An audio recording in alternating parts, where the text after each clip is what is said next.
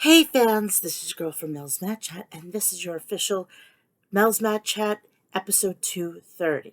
Now, it is late on a Thursday night. I'm recording this on Thursday, yes. So when this uploads, you could go watch it whenever you want. It's going to be coming at 2 o'clock, the regular time. I unfortunately have to go get my teeth cleaned, so I'm not going to be here to do this. So I have the wonders of doing this and uploading it. I know I would go live for these, but teeth come first. I like my teeth. Look how nice they are. So I want to keep them like this, so I have to go to the dentist. So hopefully you all will accept this. I hope everybody's been having a great week. I have had an amazing week from having it like 2 or 3 weeks ago that I completely thought my world was gonna go through the roof. I thought I was gonna have to bury my grandmother. I got to speak to her today. Little update. She's already arguing with my grandfather, so right then and there, we know that she's gonna make a full recovery.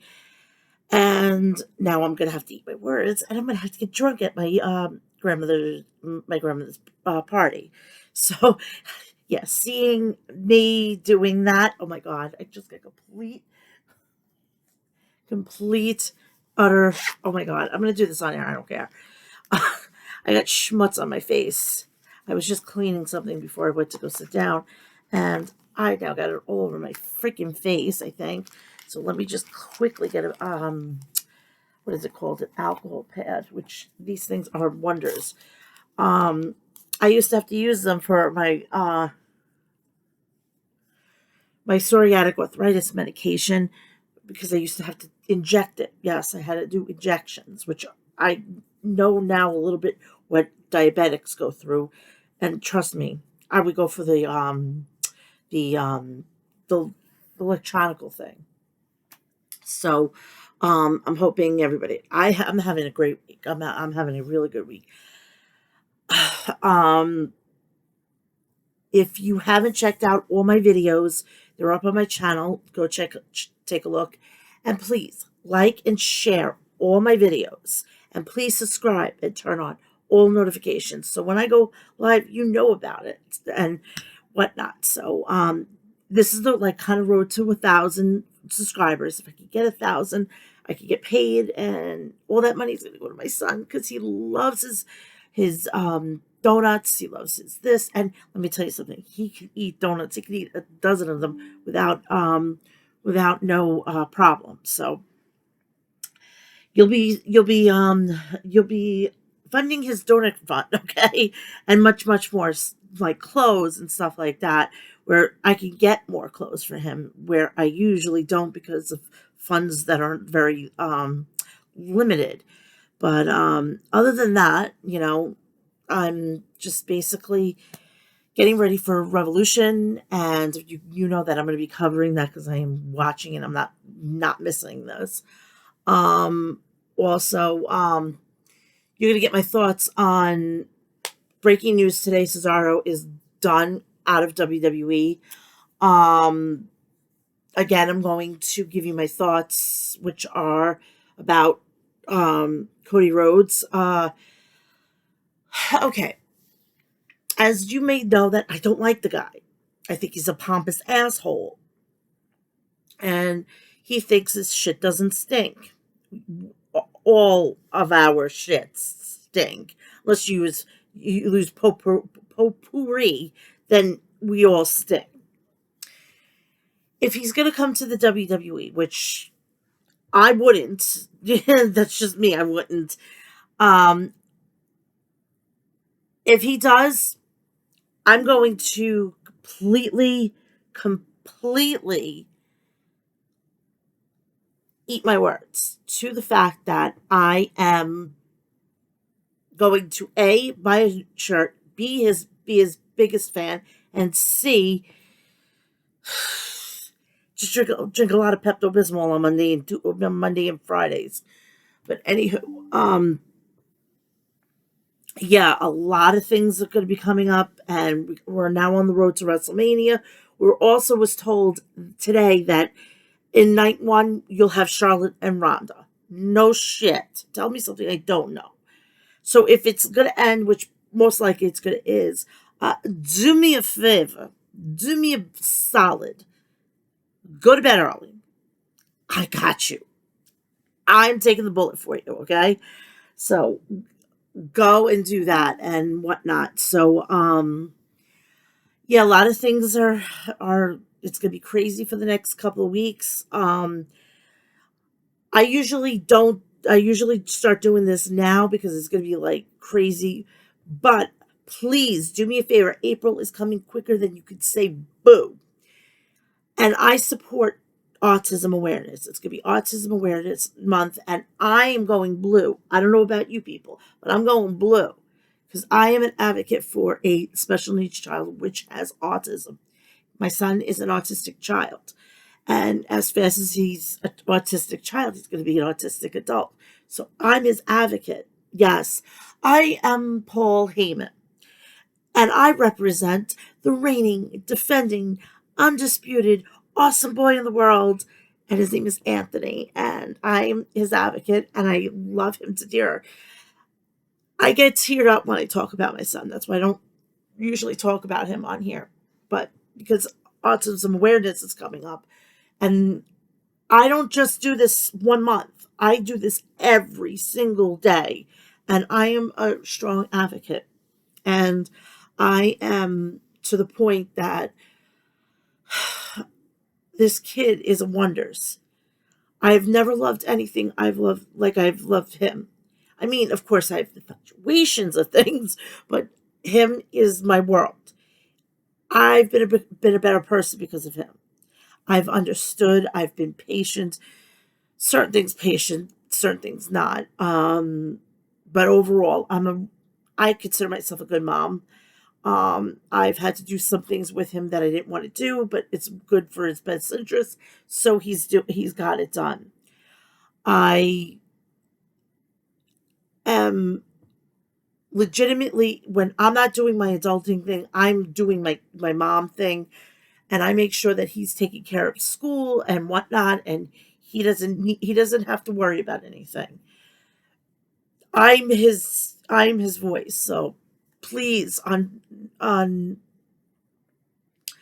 in April, it's World Autism Awareness Month, and I need everybody to do me a huge favor. Do me a solid.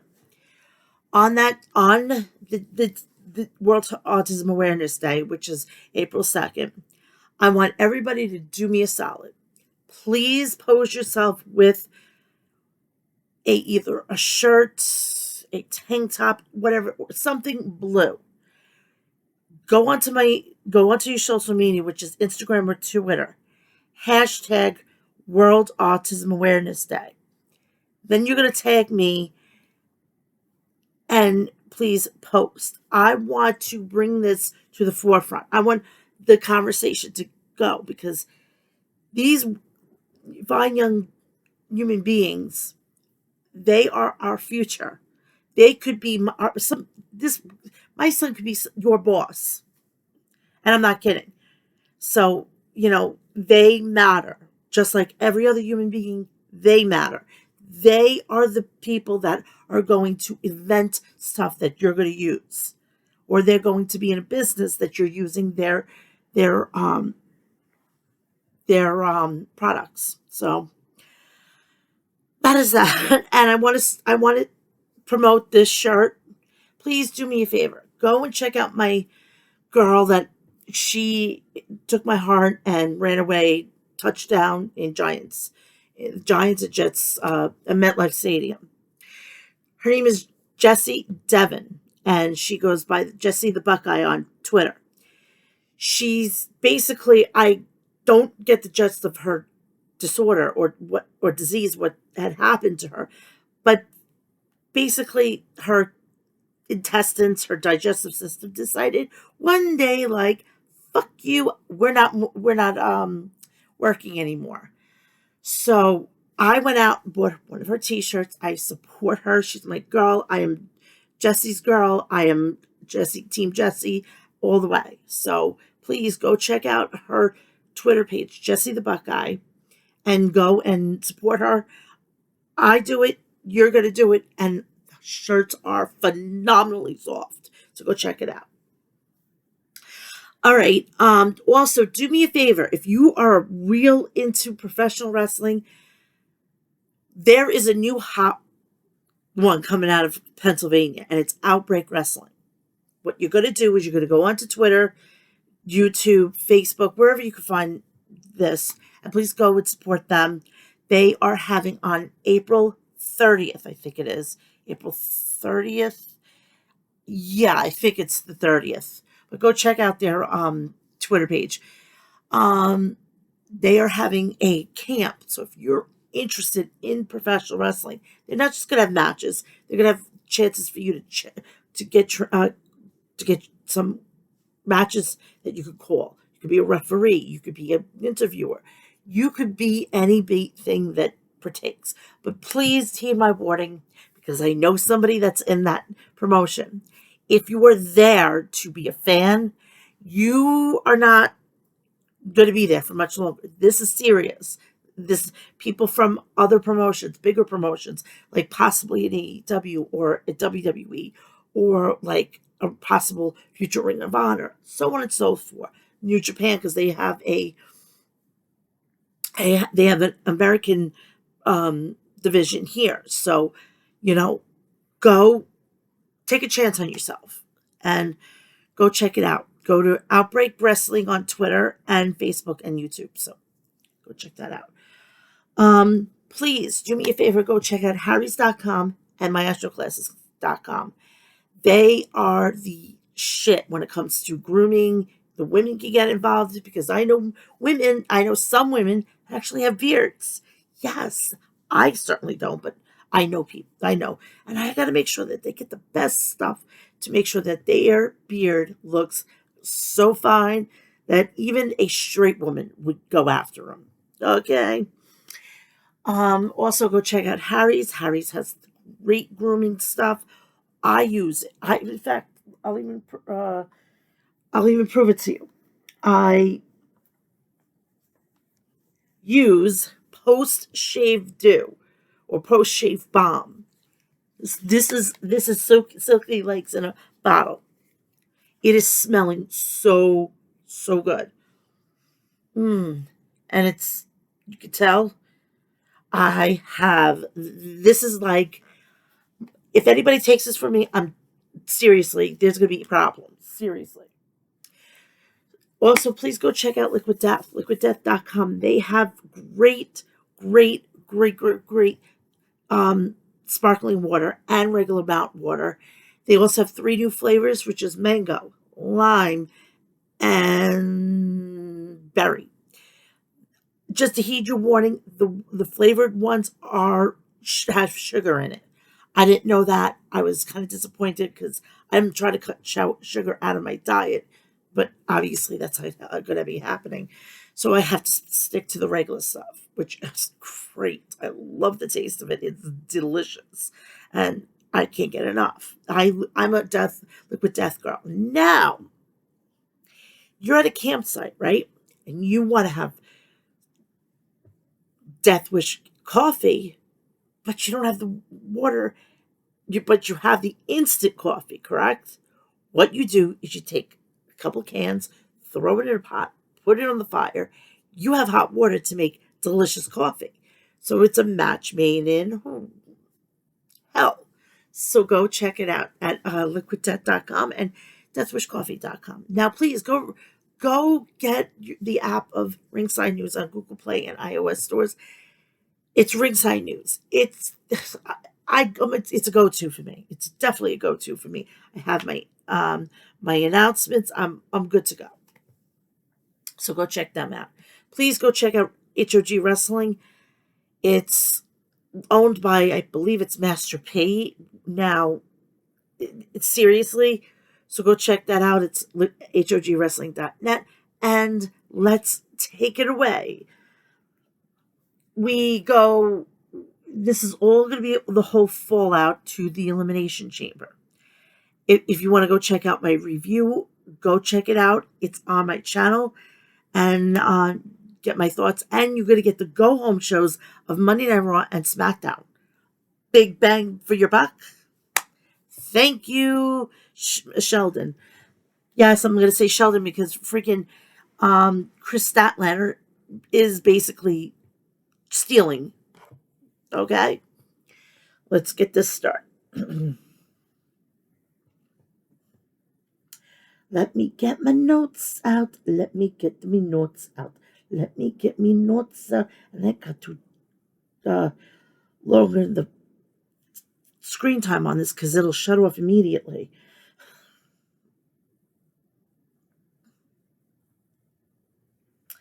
All right, let's get right into AEW. This is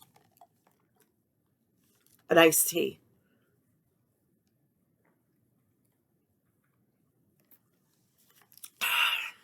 And it's sugar free. Oh, that tastes good. It's good for my vocals. So we're going to go right into Rampage. Slam Dunk results for February 18th, 2022. We go right off the bat. We have Adam Cole versus the Dark Order, President Vance 10. You could be looking at the next AEW World Champion. Gentlemen, said Chris Jericho of Adam Cole. They locked up and 10 shoved Cole to the mat. Cole got up and put a headlock on 10, but 10 powered out. 10 rocked Cole with an elbow strike in the corner and followed up with a German suplex. That's going to take some time off of your career, said Jericho. Cole kicked out 10's left leg and then rammed into the steel ring post. Cole is all over that leg, said Taz. Adam Cole nailed 10 with a neck breaker. Cole tried to suplex 10, but 10 reversed it with a delayed vertical suplex. 10 hooked Cole's leg for a near fall. Cole went back to work on 10's left leg, ramming it back into the steel ring step outside the ring. 10 tried to charge at Cole, but 10 collapsed after 10's knee buckled. Cole seized the moment with a high pump kick to 10's face. 10 rallied back with a spinebuster to Cole. Adam Cole came back with a backstabber on 10 for a near fall. Cole attempted the Panama Sunrise, but 10 countered with a back body drop. 10 nailed Cole with a discus lariat. A little bit of Brody Lee situation. Yes. Cole tried it again for the Panama Sunrise, but 10 speared Cole. 10 applied the full Nelson, but Cole rolled backwards for a pinning combination on Cole. 10 escaped and put the full Nelson back on Cole. Adam Cole pushed himself into ref Aubrey Edwards, and while her back was turned, Cole connected with a low kick to 10. Cole hit the thrust kick on 10 and then lowered his knee pad and lowered the boom with a knee strike for the pin. Adam Cole lowered the boom to score the win and clearly has AEW World Champion Adam Page in his sights, said Excalibur. Red Dragon, Bobby Fish, and Kyle O'Reilly came out to help Cole celebrate. We move on to the next match. We have the Face of the Revolution qualifying match. Dante Martin versus Team Taz's Powerhouse Hobbs. The winner earns a spot in the Face of the Revolution ladder match at Revolution 2022 on March 6th, which, I can't wait. I won't be on my phone a lot, that's for sure. This is the rubber match between the series between Dante Martin and Powerhouse Hobbs, said Excalibur. Hobbs charged at Martin before the match began. Dante hit a springboard, but Hobbs plucked him out in midair. Dante fired back with 2 drop kicks. Dante hesitated for a moment, on the top rope, but Hobbs took advantage. Hobbs charged at Martin and knocked him right off the ring apron. Hobbs threw Martin into the ring barricade. Hobbs hurled Dante back into the ring from the arena floor. Hobbs tossed Dante across the ring with ease twice. Hobbs tried for a torture act, but Dante escaped. Hobbs came back and flattened Dante for a near fall. Taz is running on empty right now, says Taz. Hobbs barely breathing heavy, and that's what scares me, said Jericho. Dante dodged a dropkick from Hobbs. Dante connected with a springboard uppercut. Dante crashed onto Hobbs with a tornado off the top rope to the floor. Back in the ring, Dante took Hobbs off his feet with a dropkick from the top rope. In the air time he had on that dropkick was unbelievable, said Jericho. Hobbs grabbed Martin and blasted him with a spinebuster for the victory. He broke Dante Martin in two with that move, said Jericho. Tony Schiavone was backstage with the TBS champion Jade Cargill and smart Mark Sterling. Who's next, Jade? Asked Jade. Big Money Matt Hardy interrupted with the bunny. Hardy, on behalf of the bunny, challenges Jade. 5-minute rookie challenge. The professor of pro wrestling, Serena Deeb versus Angelica Risk. This was very short. Angelica Risk has such a daunting task ahead of her, said Excalibur. Deeb applied a hammerlock on Risk. Deeb pulled out Risk's ankles and flattened her on the mat. Serena Deeb toyed with Risk and charged in with a lariat to her opponent. She hasn't even looked at the clock once, said Ricky Starks. Deeb taunted Angelica Risk and then powerbombed her. Deeb captured the arm and wrenched it back with a Serenity Lock, winning via submission. She's sending a message to the entire AEW women's division, said Jericho. Main event time.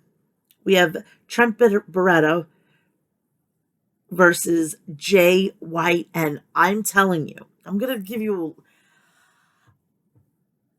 I didn't like him without the facial hair. He looked way too baby for me. I mean, I do need my men with a little bit of hair. I mean, come on here. It doesn't have to be the beard down here, but I like a little scruff. Makes him a little manly.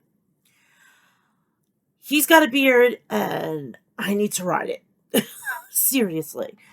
Oh, my Lord. Oh, my Lord. I am going to hell, and I got the private plane to go there, sweethearts.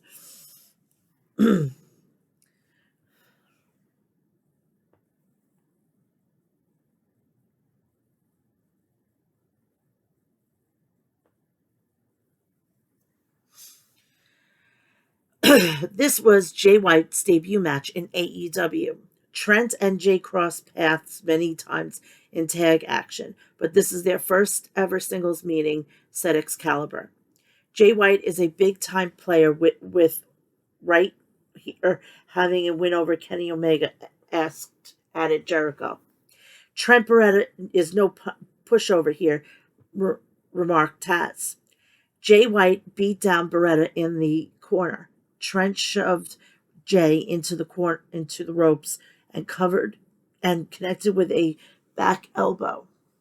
You can tell they have had a past and they are very familiar with one another, said Jericho. Trent swung at Jay with knife edge chops and tossed Jay overhead. Jay guillotined Trent over the top rope and then drove Trent's spine in the ring apron.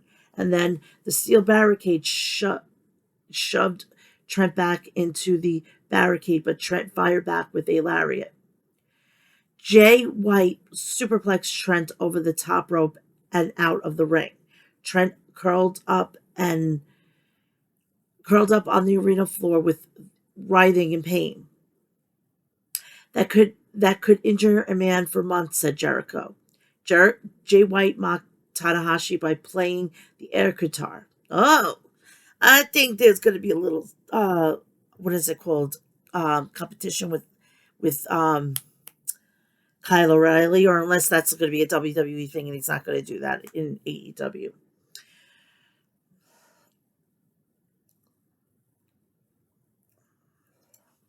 Jay nailed Trent on his surgically repaired neck with other snapback suplexes. Jay grabbed Trent's arm, but Trent pulled him and whipped him into the turnbuckles. Then followed up with a springboard moonsault on Jay on the floor. Back in the ring, Trent charged in with a big back elbow. Jay hit the flatliner and then a deadlift. German suplex on Trent. Jay White has accomplished so much in the world of professional wrestling at such a young age, Excalibur said. Trent caught Jay off guard with a tornado DDT for a near fall. Trent pressed the attack on Jay White. It has been a pretty even war between these two men, said Jericho. Trent dropkicked Jay's face and Jay flew out of the ring. Trent went for the spear, but Jay right lifted his knee right into Trent's face. Jay suplexed Trent onto a chair. This is awesome, chanted the fans. Trent looks like he's out on his feet, said Jericho. Trent planted Jay with a backdrop. Trent nailed Jay White with the half and half suplex. He followed up with a knee strike on White for a near fall. Trent was looking for a strong zero, but White fought it off. Both men are very unsteady on their feet, trying elbow strikes, said Excalibur. Trent walloped Jay White with a lariat. Trent set out with a pile driver for a near fall on Switchblade Jay White. Jay White countered the strong zero with his Blade Runner finisher to score the pin on Trent. This was a brilliant debut performance here in AEW. You could see why Jay White is the Grand Slam winner in New Japan Pro Wrestling, says Chris Jericho. Orange Cassidy stared angrily at Jay White as White left the ring. Now, yep, he's a what is it? He is a Grand Slam winner because that's hit all the bases out of the park and everything. He is basically he's held every single title in New Japan, the singles title, not the tag team. They don't count that. You have to win all the singles titles, and he was that, which I can definitely see down the line him challenging for the AEW championship. So that was that. We are going to go right into Monday Night Raw. This was the go home. Shit, what the hell did I do? I pressed the wrong one.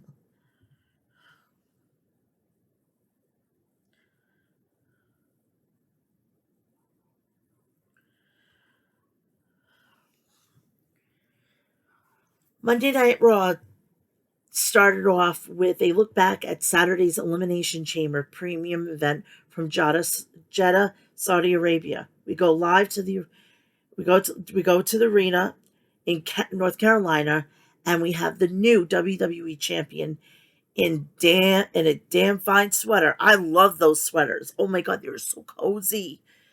You wear like a very thin, tight fitting shirt, and you put that on with a pair of leggings. Get me a fire, get me a cup of coffee, get me anything in between.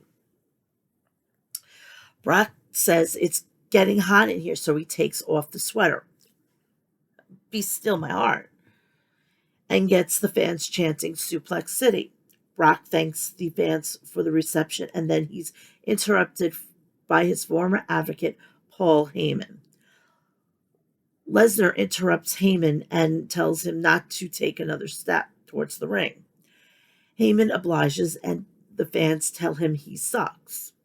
Heyman says he is the special counsel for the only real champion in WWE, Roman Reigns. Sweetie, sweetie, this makes no sense, and I don't care if you're Paul Heyman. He is not the real champion. All right, the real world champion. Because let me tell you, WWE champion has been around a lot longer than that Universal title. All right, it was WWE fault to not do the big belt, gold belt situation. If they would have signed on to keep that belt, we wouldn't be in this situation. All right, we could still have two world titles, one from WWE and one from. It would have been just fine.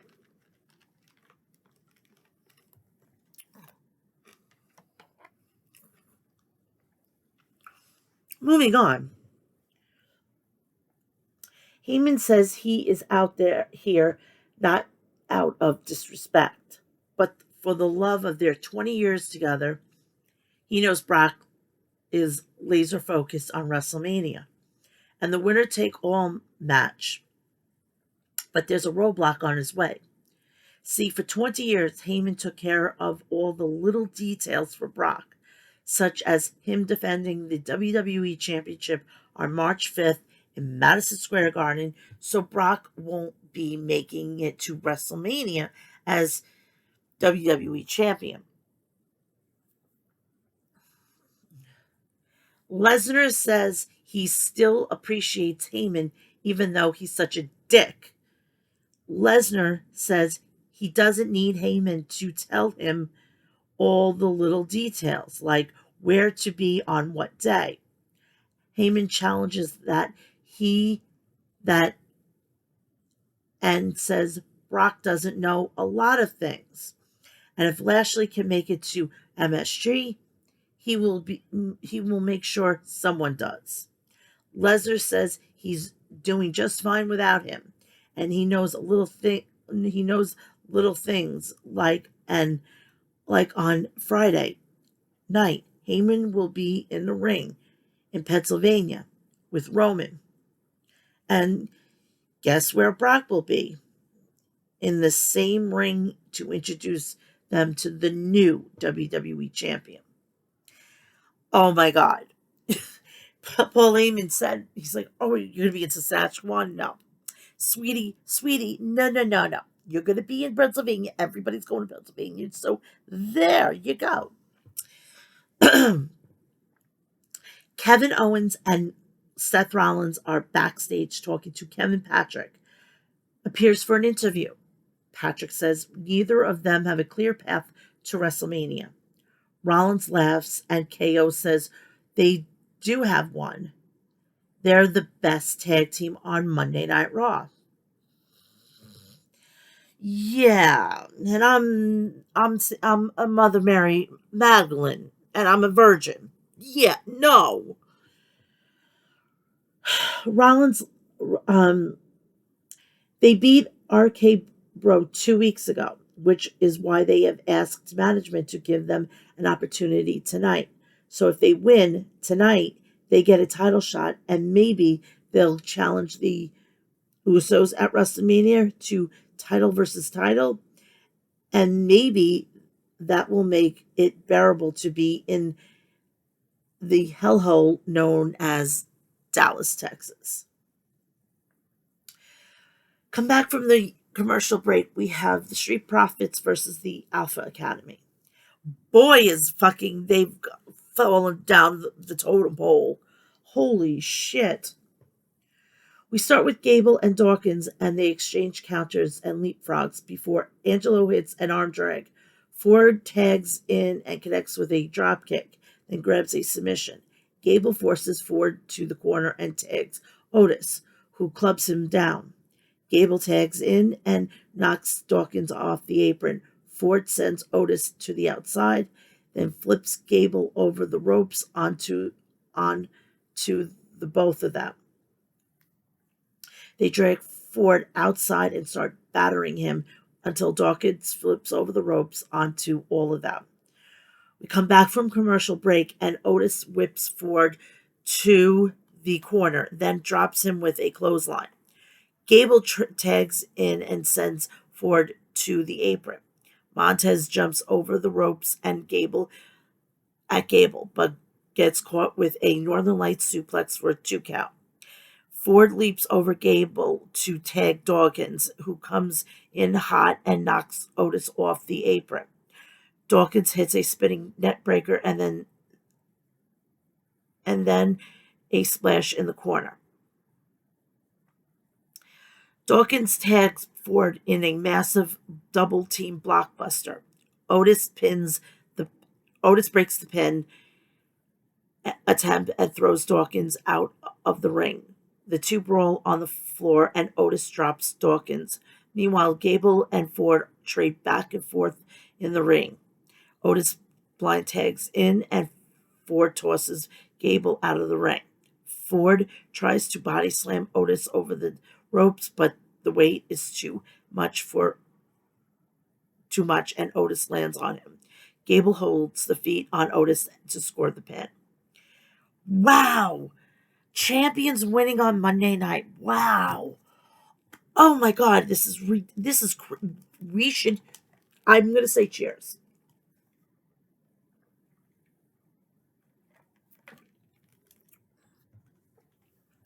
Oh my Lord! Patrick is in the back interviewing former NXT champion Tommaso Ciampa. He asked if Ciampa feels pressure competing on Raw tonight. Ciampa says this is all started because Dolph Ziggler came to his home and tried to start a fight. He'll fight Ziggler anywhere, even on Mondays. And he knew a guy to call to be his partner.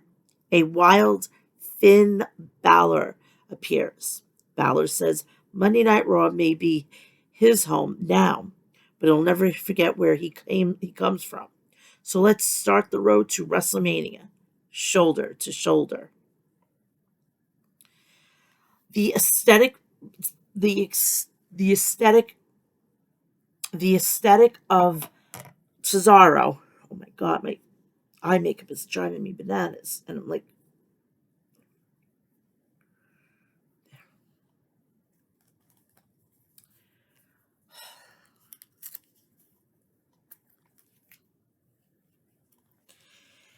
the aesthetic of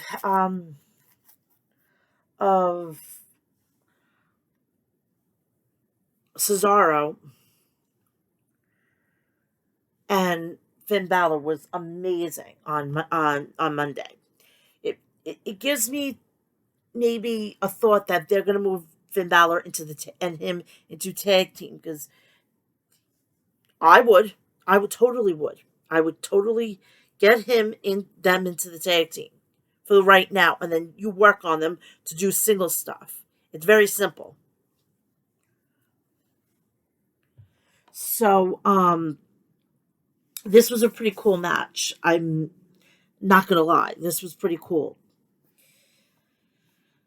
So we have Finn Balor and Tommaso Ciampa versus the Dirty Dogs, Ziggler and Rude. All I could think about is when Rude was the Glorious Bombs. Oh, come on. They were funny. Ciampa starts against Rude with a lockup, and Bobby drops him with a shoulder. Ciampa then returns the favor and grabs a headlock. Rude forces Ciampa to the corner and tags Ziggler, who lands right hand and taunts Balor. Ciampa fires back and counters an Irish whip with a lariat. Ciampa sends Dolph to the apron and knocks him off with a knee. Then Balor knocks Rude off the apron. Ciampa holds down the rope and so Balor can dive onto the dogs. We come back from commercial break. Ciampa is fighting out of the heel corner, but Rude catches him with a bookend for a 2 count. Ziggler tags in and grabs a front face lock. Ciampa fights up and connects with a clothesline. Balor and Rude tag in, and Finn lands some flying forearms, a double stomp, and chops in the corner. Balor hits an elbow slam, and Dolph breaks up the pin attempt. Ziggler and Ciampa are knocked from the ring, and Rude catches Balor with a spinebuster, Triple H style. Balor counters a suplex and hits a sling blade, then tags Ciampa, who catches Rude with a flying knee in midair. Ciampa wants the fairy tale ending, but Rude flips him over. Tommaso rolls up Bobby and scores a second win on Monday Night Raw.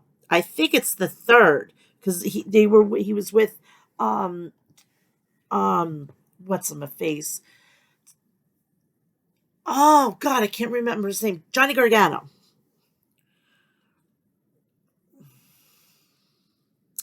So Ciampa and Balor pick up the victory. The announcers run down the entire card for WrestleMania in Dallas, Texas, which takes place on Saturday the 2nd and Sunday the 3rd. We come back from commercial. The Miz comes to the ring for a new episode of Miz TV. He said he had a realization at Elimination Chamber. The average Joe wants his life, but it's unobtainable. So Joe looks to Rey Mysterio as more a realistic role model. The fans need Rey to succeed, which is why they cheer him. When Rey cheats, even when he cheats. So he's found himself a partner for WrestleMania, a man who comes from a fighting family, an entrepreneur, and someone who shares the same beliefs as him. And he's also dashing. Before The Miz can introduce his partner, Rey and Dominic Mysterio come out. Rey says he's curious who this partner is because he knows everyone in the back hates The Miz. And whoever this outsider is, they should walk away and allow somebody who deserves the spot to be at WrestleMania. Miz says, "That's rich. Did Dominic earn a contract or was he handed one because of who his father is?" Dominic says he's been in front row since he was a toddler. Yeah, basically, I think Dominic has been in the fucking business before The Miz was in the fucking business. So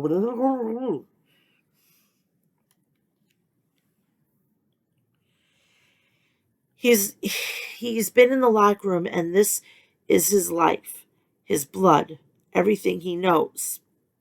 So yeah, Rey brought him to the game, but he'll do anything to stay here. And if Miz says anything further about Rey, Miz interrupts and says, "Are they going to put him in a handicap match again?" "No, never again, because he has a new partner now, and he's challenging them to a match at WrestleMania." Before they can answer, Miz reveals his partner, and it's none other than Logan Paul. I legitimately thought I was going to shit my pants because I thought we were going to hear a new theme song, and it was going to be Cody Rhodes. Paul comes to the ring and gets booed by the fans. Paul says Rey is a WWE legend, but he has pool toys bigger than them. Dominic says if this jackass is Miz's partner for WrestleMania. Then he accepts. Miz attacks Dominic, and Logan does the same to Rey. They beat Mysterio's down, then work together to throw Rey and Dominic into the ring posts. Miz hits a skull-crushing finale on Rey, then Logan hits an awkward version of his own on Dominic. Alpha Academy are backstage, and Gable reminds Kevin Patrick how educated he is.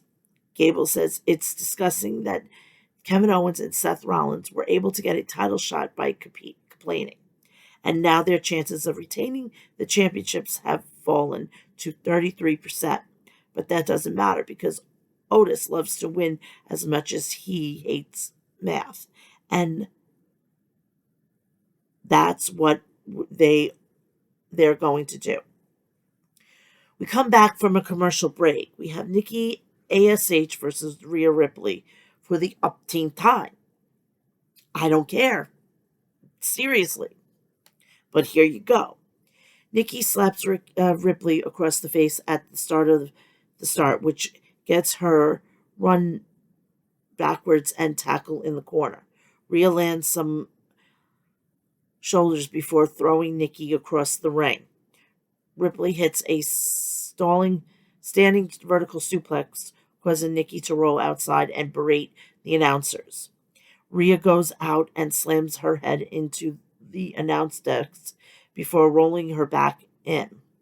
Nikki attacks Ripley and gets back into the ring. Rhea connects with a kick to the head and lands the Riptide for the win. Okay, we have Damian Priest versus Shelton Benjamin in a non-title match. The match begins and Priest takes the fight to Benjamin, but gets quickly sent out of the ring. Benjamin distracts the referee, allowing Alexander to connect with a running kick onto the floor. Back inside, and Benjamin grabs a sleeper hold on Priest. Damian fights up and lands a spinning back elbow. Then flurry of kicks to Shelton. Priest decks Shelton with a right hand, then a clothesline. Cedric gets on the apron and Priest knocks him back off, but Shelton then sends Priest into the corner and hits a running switch knee followed by a T-bone for a 2 count. Shelton waits for Priest to get back up and runs at him but gets caught with a kick. Priest lands a chokeslam and hits the Reckoning for a pinfall. Damian Priest wins. After the match, Priest gets on the microphone and says kudos to Shelton. He's a former champion, but I got a long list of former champions that he's beaten. Well, this is WrestleMania season, so next week he's going to host an open challenge for the United States Championship, and he wants a world-class opponent. He asks who's going to step up and try to take it from him. Finn Balor walks out and questions Damian Priest. And if I'm not mistaken, there was no music, and I love that. You want to face a serious athlete? You want a credible fighter? You want a world champion level opponent? Balor says that sounds a lot like him. Be careful what you wish for because Balor accepts. That's going to be a fucking crazy match, and I'm waiting for it.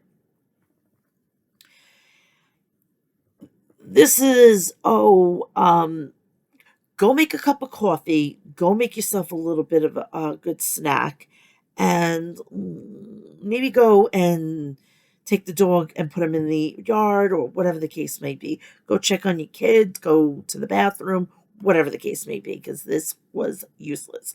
I got you. If you really want to know, keep listening.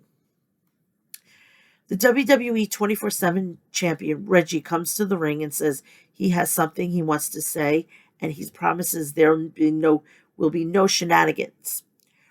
Reggie requests Dana Brooke to come out to the ring, and she makes her way out. Reggie says Reggie says he was supportive of Brooke from day one, but last week he saw an opportunity and he took it, which has left him with a horrible feeling since last week. So he wants to apologize. But more than that, he requests a referee to come down to the ring. A referee comes down and Reggie lays down in the middle of the ring. Dana covers him. Dana covers him, but Reggie kicks out at 2. He laughs and he apologizes to Dana, saying it was a reflex. She covers him again, but he kicks out again. Reggie lays back down and Dana covers him, but this time she kisses him, and he stays pinned to the mat. Dana Brooke is the new WWE 24/7 champion. After the match, Reggie congratulates her, and out comes Tamina Tozawa and R-Truth. Reggie drop kicks Truth, and Dana knocks Tozawa off the apron where Tamina catches him. Tozawa puckers up, but Tamina dumps him on the ground. We see more highlight. Thank God this was over. This was nauseating. We see more highlights from the Elimination Chamber pay-per-view, focusing on the women's match, but which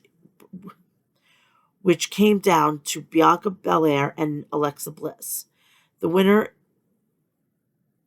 and new number one contender, Belair, comes to the ring.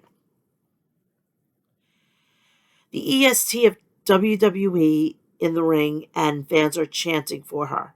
She says last year she walked out of WrestleMania as SmackDown Women's Champion. This year she's ready to run it back for Raw. Bianca gives it up for her opponents inside the Elimination Chamber. They were all tough ladies, but there could only be one toughest. She's the hardest working woman in the WWE, working nonstop for this moment. In just 6 weeks, she's going to show Becky Lynch why you can't spell WrestleMania without EST. Oh, I didn't know. Becky makes her way out with some serious swagger. She congratulates Bianca and says she made it back to the big time. And it gets no bigger than the two women who ever had to have ever won the main event of WrestleMania. However, Bianca better not forget she's only main eventing at WrestleMania because she did it first. And she wasn't there last year for obvious reasons. She just had Baby Rue. Belair says Becky did it first, but she did it better. Becky reminds Belair that she won 2 belts that night, beating Charlotte and Ronda Rousey. So how did she really do it better? She only won 1 title. So, sorry. Since then, she's never lost the Raw Women's Championship. And the other title she beat Belair for in 26 seconds, Belair says she didn't forget about that. She did what Becky said. She went to the back of the line. She was the sole survivor at Survivor Series. She won the Elimination Chamber. She earned a spot back in the main event. She's no victim. Lynch says she's right because she's the victim. She came back as the man and got rightful hero welcome. But because she beat Belair, they booed her. Belair made them hate her, which in turn makes her hate Belair. Lynch says we see what she did to Lita, someone she loves, so imagine what she'll do to someone she hates at WrestleMania. This is her redemption story. Belair says if Becky wants to be the victim, she can make her one. Before she can attack Belair, opponent for the night, Doudrop, makes her way to the ring. So they go to commercial break, and the match begins, and Raw Women's Champion is on commentary. They lock up, and Doudrop forces Belair into the corner and holds her there. Bianca escapes and uses her speed and agility to evade Doudrop for a minute. Doudrop whispers her in the corner, but Belair flips over and connects with a drop kick. Belair swings her around before shouldering Doudrop in the corner.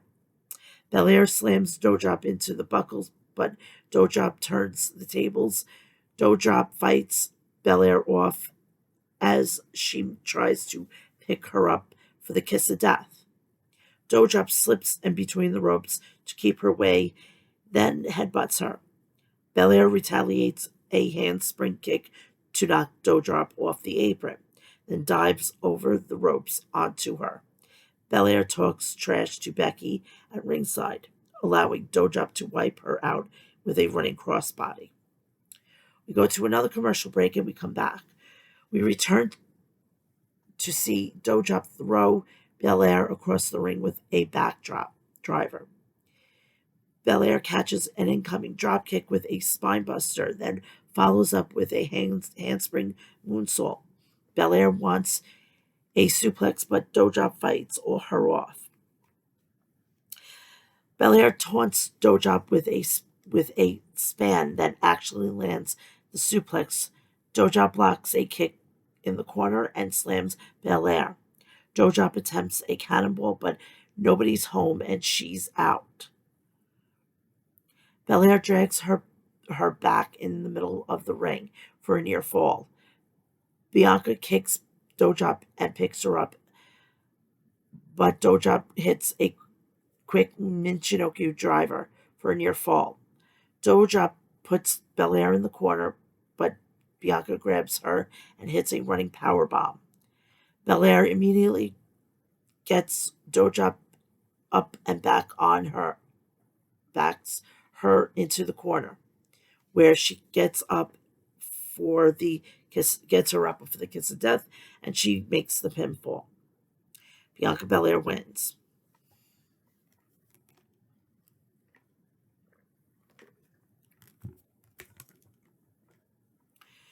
WWE Hall of Famer Edge makes his way to the ring and takes his seat. Edge says, "You could smell WrestleMania in the air." He walks us back to WrestleMania 3, where he sat by his uncle's radio listening for the results to come through. He can never forget hearing Hulk Hogan body slam, and then beat Andre, the Giant, and that's why his heart rate picks up. When it's WrestleMania season, and the first WrestleMania he attended as a performer was at WrestleMania 14. That's how old he is. That's how old I am. My God, 14. Okay, I was at WrestleMania 10. I was like 12. So 12, 13, 14, 15, 16. 16. I was 16 years old when this happened. That's half my life. No, it's a little over half my life. Holy fuck. Thanks, Edge. It took him a further 2 years to get on a WrestleMania. And he knew he had to throw caution to the wind and put in performance that would ensure he had a career. And they didn't. But that set the bar. And they knew they had to constantly outdo themselves, which they did on a biggest stage ever at WrestleMania 17 with tables, ladders, and chairs. Then came to WrestleMania 22, where he speared Mick Foley through a flaming table and stole the show. Then WrestleMania 24 against The Undertaker, and Edge came this close to ending the streak. Congratulations to the dead man, by the way, because he's going into the Hall of Fame. And don't at me, the show should be just about him. Nobody else gets inducted this year. Only him. I will sit through 3 hours of stories. I will be just thrilled about that. That's probably better than what you're going to get Monday and Friday before WrestleMania. And I am not joking. At WrestleMania 27, he wrestled what he thought was his last match and retired as World Heavyweight Champion. Most would say that was enough, but not for him. He busted his ass for 10 years, and last year he main evented WrestleMania again. WrestleMania has been the stuff of dreams for 38 years, and each year he still dreams of it. He works all year to get in that ring and soak in the energy so he can be phenomenal. Hint, hint. He needs WrestleMania, and they're calling this one stupendous, but he can't be without him. So he's laying down the gauntlet, and he needs somebody to step up and prove himself. He's waiting. And he also used the term of undeniable. And Cody Rhodes uses that a lot. And okay, I don't like the guy, but I will take it. I will take it. It's something meaningful for Edge. That's all I care about. RK Bro versus Seth Rollins. No, sorry. Yeah, okay. RK Bro versus Seth Rollins and Kevin Owens. If Owens wins, if Rollins and Owens wins, they get added to the tag team title match. Riddle starts against Owen and eats a stiff shoulder tackle. Owens flings Riddle off the back and hits a senton before taunting Orton. KO backs Riddle into the corner and Rollins tags in. Seth hits a sling blade and wastes time dancing, allowing Riddle to hit a gut wrench suplex. A freshly shaved Orton tags in and stomps the limbs of Rollins. Now, he's got a clean face, so we are expecting a let's hear it a turn for Randy Orton. RK Bro isolated Rollins in their corner and makes the tag. Seth fires back against Randy, who sucker punched KO, then throws Rollins over the ropes to the floor. Orton goes out and looks to back suplex Rollins onto the announce desk, but KO saves his friend, only to wind up suplexed on the desk. Rollins then dives through the ropes and knocks Orton over the announce desk as we head into the break. We come back. Rollins is holding Orton down with a front face lock. Randy throws him off and looks to make a tag, but Owens tags in and stomps him down. Owens grabs a chin lock on Orton, but the Viper fights up and hits a back suplex. Both men make tags, and Riddle hits a step up insecurity, followed by a forearms in the corner and an exploded suplex. Riddle with a penalty kick, Broton, and a deadlift German suplex for a near fall. Riddle scales the ropes, but Orton jumps up and trips him. Riddle falls onto the Tree of Woe, and Rollins capitalizes with a double stomp for a near fall. Owens tags in and hits an Ushi-Goroshi for a near fall. Owens slams Riddle and hits a Swanton Bomb, followed by a frog splash from Riddle. But again, the Bro kicks out. Riddle dodges both KO and Rollins to make the tag to Randy, who drops Owens with lariats and snap power slam. Rollins runs in and he, too, gets caught with a snap power slam. Then Owens throws both to the apron. Rollins leaps away, but Owens gets hit with a draping DDT. Orton looks for an RKO, but gets shoved away. Riddle tags in as Owens clotheslines Randy to the floor. Owens beats on Riddle as Seth hits Orton with a stomp on the floor. Riddle wipes out Owens with a floating bro in the ring. Riddle pumps up and jumps for an RKO, but Owens throws him off and Rollins catches him to hit a buckle bomb. Riddle stumbles out of the corner and Owens hits a stunner. Seth connects with a stomp and covers Riddle for a pinfall. So they get added. Because that was the deal. I don't see them breaking up too fast. I think Rollins and Owens are going to get the tag team titles. This is if Steve Austin's not going to be there. They're going to get the titles. That's where then Orton and Riddle are going to be doing business at SummerSlam. They're not going to be doing. They're going to be a tag team, but it's going to be broken up by the end of the summer. On to NXT 2.0.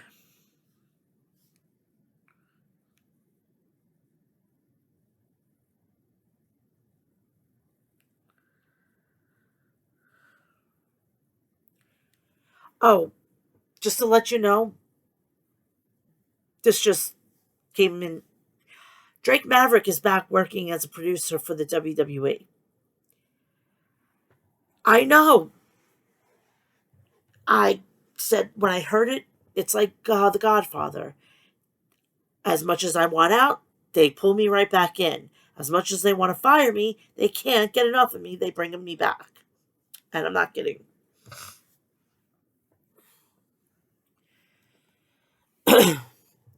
This week's NXT opened with a highlight reel of last week's Vengeance Day. Live in the Capitol Wrestling Center, and the NXT champion, fresh off a win over Santos Escobar, makes his way to the ring. Braun Breaker says Santos Escobar was a tough opponent, but he proved that nobody is taking the NXT championship from him. Breaker says the next stop is Stand and Deliver in Dallas, Texas.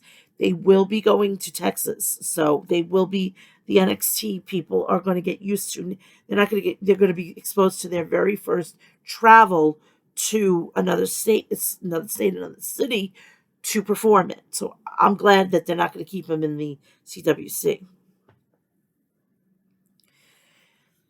And he promises to walk in and out of WrestleMania weekend as NXT champion. Breaker is then interrupted by a man who always wants to steal the show. Dolph Ziggler congratulates Braun on his first title defense, then offers him some advice. You can't make promises you can't keep. Ziggler tells Breaker that Stand and Deliver is a long time away. Will he make it there as champion? Dolph doesn't think so. He says tonight he will stomp the last few breaths out of Ciampa. And when he decides to go for the NXT championship, he'll take it.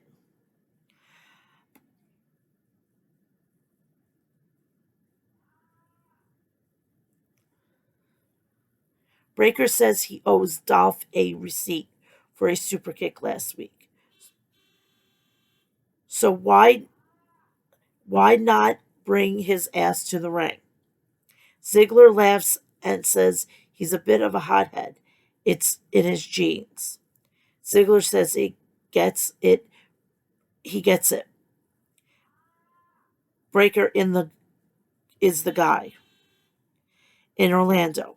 But the second he walked through the door, he became the biggest star in the building.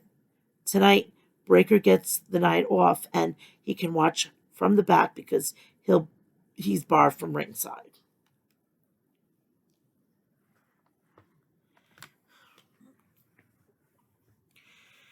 We see a replay of last week when Grayson Waller attempted to have LA Knight arrested, but it backfired big time.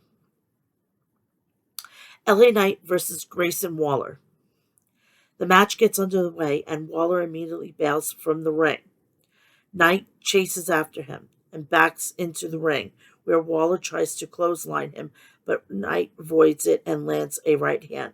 Waller slams Knight into the buckles, then knees him in the face. Waller goes to the top rope and jumps, but Knight rolls under him. Knight throws Waller up onto the top rope, where he bounces him up and down, then forearms him. We go to commercial break. Back, and Waller tosses Knight into the steel steps, then back into the ring for a 2 count. Waller lands some knees and elbows, followed by a suplex. Grayson goes to the middle rope and hits a springboard elbow for a 2 count. Waller puts Knight in the corner and boots him, then slams him for a near fall. Waller goes outside and wants his rolling stunt wants his rolling stunner through the ropes, but Knight counters with a back suplex. Knight comes Knight lands some right hands and back body drop. Knight stomps Waller in the corner as the fans chant, "Yeah." Knight whips Waller to the opposite corner, then catches him with a neck breaker. Knight looks for the BFT, but Sanga grabs Waller's leg and prevents the move. Waller then rolls up Knight and holds the tights to secure the pinfall. Grayson Waller picks up the victory. After the match, Knight attacks Waller. Sanga comes in and tries to hit him, but Knight avoids it. Then hits the big man with a BFT. Waller lays out Waller as well. They walk off and says it's not over. Dakota Kai is walking backstage and she finds Wendy Chu. Kai is annoyed because Chu booked them as partners for the Dusty Classic. She asks why she didn't tell her, and Chu says she told Kai's imaginary friend. Kai says she doesn't have a good track record with friends. Chu says she's never had a friend like her.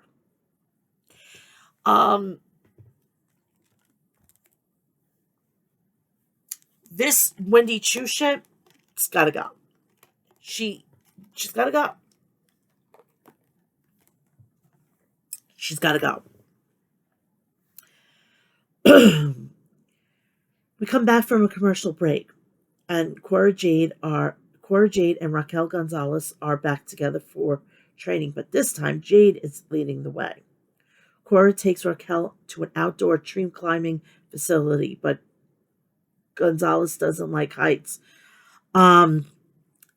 She's dating Braun Strowman, Titan, and Adam Shear.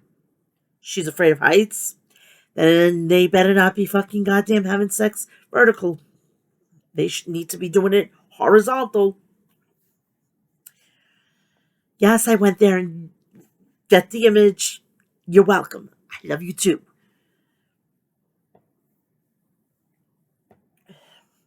Cora tells her she's the top of the mountain. She'll be fine. They'll do lots of climbing and finish with some rappelling, and Raquel is terrified the whole time. Toxic Attraction is sitting in the Toxic Lounge for an interview, and they criticize the various teams for the Dusty Cup. The Dusty Cup quarterfinals, Kaylee Ray and Io Shirai versus Lash Legend and Amari Miller. The match starts with Shirai and Legend, and Io takes flight to the bigger woman. Shirai knocks Legend to a knee, then connects with a dropkick. Miller tags in and looks for a clothesline, but Io ducks under it, then sweeps Amari off her feet. Ray tags in and lands some strikes on Miller, but gets rolled up for a 2. Legend tags back in and grabs Ray, but eats a super kick. Ray hits a gory bomb and then hits a springboard moonsault and tags Shirai in for a moonsault of her own.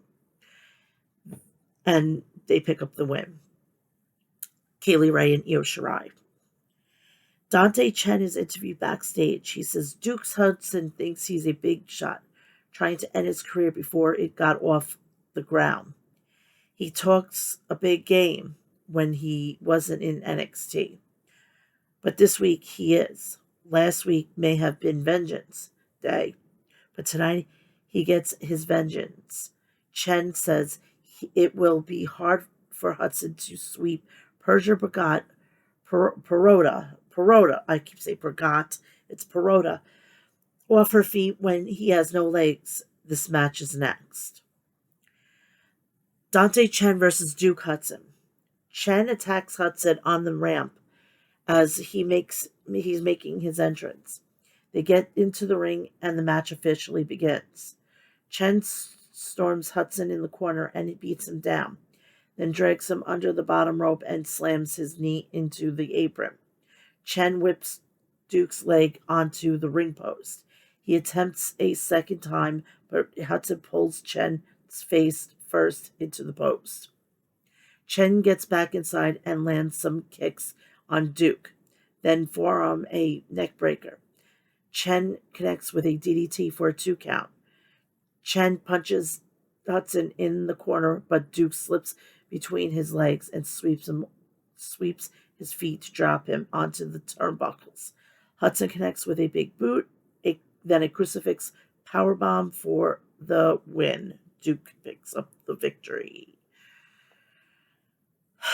We come back from commercial. Carmelo Hayes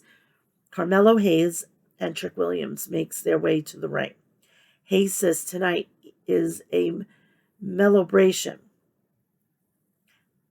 That sounds like too close to a Mel'Bration. Oh, please make it stop. Please, please, please, please. But first he has to talk his talk. Last week he says he would have a match of the night. He says he would beat Cameron Grimes and steal the show. Trick says he did all of that. Hayes says he don't mess. Nobody was talking about anyone but him last week. Anyone can get it wherever they want, whenever they want. Trick Williams says it will soon be WrestleMania season, but Hayes has beaten everyone there is to beat. Pete Dunne, the bruiserweight, comes walking out and says Hayes has never beat him. To be fair, Hayes is the A champion, and he doesn't think the best should sit on the sidelines during WrestleMania season. Hayes says he can't make everyone famous.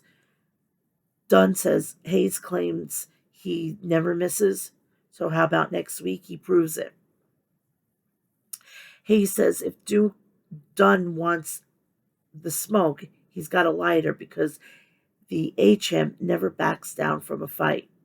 Trick laughs and says Pete is about to get some in the way of Cameron Grimes. Got some last week.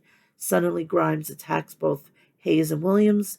Grimes knocks them out of the ring and rips off his jacket, and seems a match is at hand. We had Cameron Grimes versus Trick Williams. The match is already underway, and Grimes knocks Trick from the ring, and he regroups with Carmelo. Trick gets back in, and Grimes kicks him in the chest a few times. William counters a back body drop and lands some right hands, followed by a leaping lariat. Williams stomps Grimes, whips him into the corner, and lands a running back elbow. Trick hits a body slam and poses. Trick stays in control for a few minutes and keeps Grimes grounded. Ugh. Grimes fights up and lands some forearms and a clothesline in the corner. Grimes goes up to the top rope and jumps, but Trick rolls out of the way. Trick wastes time posing after a boot to the face, allowing Grimes to hit him with a spinning sidewalk slam for a 2 count. Williams rolls out and Grimes goes after him, but misses a knee from the apron. Grimes gets Trick back inside and hits a flying knee, followed by a cave-in for the win. Grimes is the winner. Tommaso Ciampa is warming up backstage, and Braun Breaker approaches him. Breaker wishes him good luck. Ciampa says the way he sees it, they're 1-1, and he needs to know who's better man. Breaker says he's looking forward to the rubber match. We come back from the commercial. We're in Chase University, and he's educating his students about what it means to have intestinal fortitude. Andre Chase says Von Wagner doesn't have any, and when he gets in the ring with him, he's going to whoop his ass. Nikita Lyons versus Kayla Inlay. This woman is a cross between Beth Phoenix and China. They lock up and Kayla grabs a wrist lock, but Lyons powers her off. Lyons taunts and wastes time. Inlay shoves Lyons in the face, but eats a kick to the face for it. Lyons takes her down by the arm, but Inlay quickly fights her off, only to get dropped with a shoulder. Lyons attacks Inlay in the corner and gets rolled up for a 2 count. Lyons delivers some knees to the gut and a right hook that drops Kayla. Inlay eats some kicks to the legs and one to the chest. Then a forearm in the corner. Lyon counters a German suplex and hits one of her own. Lyons can't stop channel boxing in between moves. She then lands a spinning kick to the head, then does the splits onto Inlay for the pinfall. Nikita Lyons picks up the win.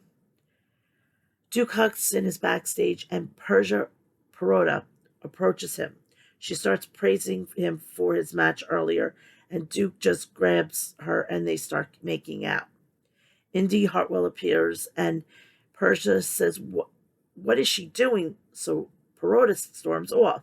Hudson says Indy didn't used to think it was gross, and she says that it was a long time ago. Hudson says it doesn't have to be. The cameraman turns to Dexter Loomis. He drops his head and walks off, so Hartwell follows him. Marriage Discord, brought to you by Vincent Bruce. If you need a divorce letter, go to Do It Chinaman Now.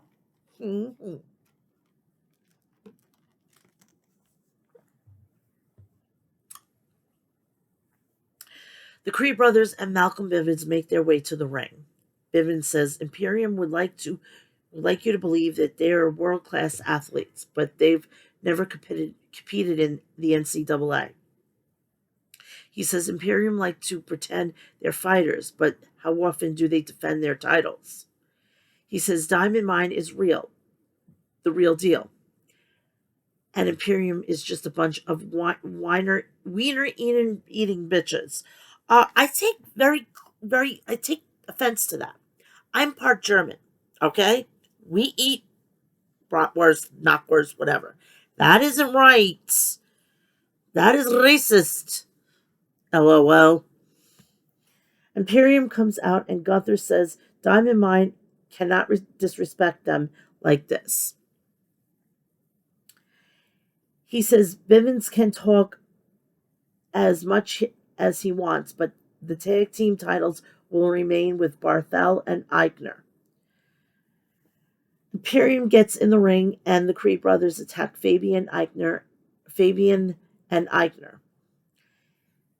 They fight out of the ring. Walter backs Bivens into the corner, looking to chop him. But Solo Sequoia comes out and drops Walter with super kicks.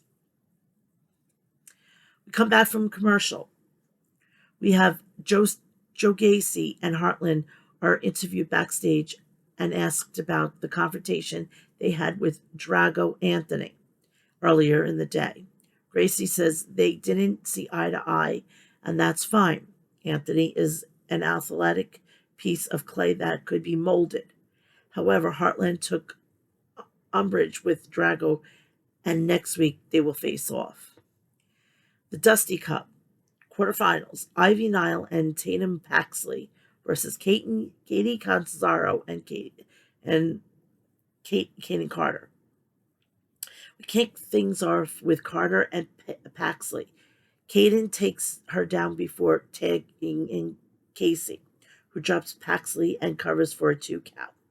Casey attempts a hurricanrana, but Paxley lifts her up in the air and tags Ivy, then tosses Casey off and Nile kicks her. Paxley tags right back after Nile's boots. Catanzaro in the corner. Paxley drops Casey in the middle rope, then hits a snapmare tag Nile for a clothesline off the middle rope. Catanzaro fights off Nile fights Catanzaro fights Niall off to make the tag, and Carter comes in hot with lariats to Niall, then knocking Paxley off the apron. Niall kicks out of a roll-up and connects with 8 insecurity. Paxley tags in and teams with Niall to hit a double-team dominator. Paxley hits a standing spiral smash for a near fall. Caden returns to break it up. Niall thrown from the ring. Casey and Caden hit a net breaker 450 splash combo for the win. So Casey, Catanzaro, and Caden Carter moving on. After the match, Niall snatches Paxley with a submission and chokes her until Roderick Strong comes out and tells her to stop. Niles drags Paxley out of the ring and is going to hit her again, but Strong tells her to leave it. Roderick Strong looks like a fucking lost puppy, and I'm not kidding. He is missing his brothers. See, as a mom, I don't have multiple children, so it's only one child, but I am a mother, and I could see 4 men need their brothers together. And when they are together, I'm happy. And when mom is happy, I'll have even a better show. Solo Sequoia is interviewed backstage, and he says he wanted a fight with the biggest dog in the yard. He's on SmackDown, and he's the tribal chief. Okay? Unless you're going to fall in line with the rest of them, then I can't fucking help you. Moving on. Well, tonight he dropped him on his ass. Next week he finds out what the Street Fighter is all about. Malcolm Bivens comes and appears, thanks Sequoia before telling him to kick Walter's ass next week. Sequoia says he did it for him, not Bivens, and leaves him hanging. We come back and the main event gets underway, and fans are chanting for Ciampa. They lock up and Ciampa takes the back. Locks up Ciampa, takes the back, but Ziggler turns the tables. Ciampa switches around and delivers a forearm to the back. Ziggler applies a unique pinfall for a 2 count. Then grabs a front facelock, and Ciampa grabs the ropes. Ciampa shoves Dolph, and then they exchange lots of quick counters before stopping to stare and talk trash. Ziggler cheap shots headbutts Ciampa and headbutts Ciampa and lands a fury of right hands on the mat. Ziggler applies a sleeper and keeps Ciampa grounded for a minute. Ciampa starts to fight up, but Dolph breaks his eyes and taunts the crowd. Ziggler drags Ciampa's face across the top rope and goes back to a submission. Ciampa fights up again and this time lands a series of forearms. Ciampa lowers his knee pad and wants a knee, but Ziggler avoids it.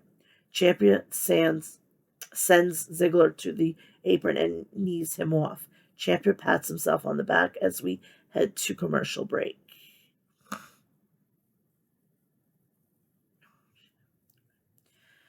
We're back live, and Ziggler has Ciampa down with a sleeper. Ciampa fights up, and they trade rights and lefts. Then Tommaso counters a dropkick with a catapult into the buckles. Ciampa with a running clotheslines for a 2 count, and both men are down. They trade shots once again, and Ciampa gets the better of it. But Dolph lands a cheap shot and a famous there for a near fall.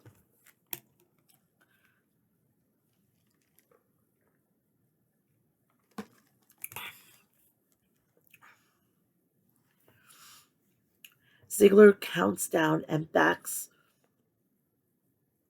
counts counts down. Ziggler counts down the back and wants a super kick, but Ciampa catches him with a backbreaker for a near fall. Ciampa takes the knee pad down again and hits a running knee, but Ziggler gets a boot on the bottom rope at the last second. Ciampa wants Willow's bell, but Dolph tumbles to the outside. Ciampa goes after him, but Ziggler runs him into the ring post, then hits a DDT. Ziggler gets Ciampa back into the ring and looks for a super kick, but Ciampa counters and looks for a fairy tale ending to no avail. Ziggler jumps on Ciampa back with a sleeper hold and gets him down to the mat. Ciampa is fading, but finds the will to climb to his feet with Dolph on his back, then jumps onto the mat to break the hold. The action spills to the apron where they trade chops back and forth. Ciampa gets the better of the exchange, then lifts Ziggler onto his shoulders and hits an air raid crash on the apron. I don't understand where that gets counted, and it doesn't make the count. That should never, ever, ever be kicked out of. If Triple H was involved and Triple H is in charge, we wouldn't be having that, would we? Well, we wouldn't be in this situation anyway.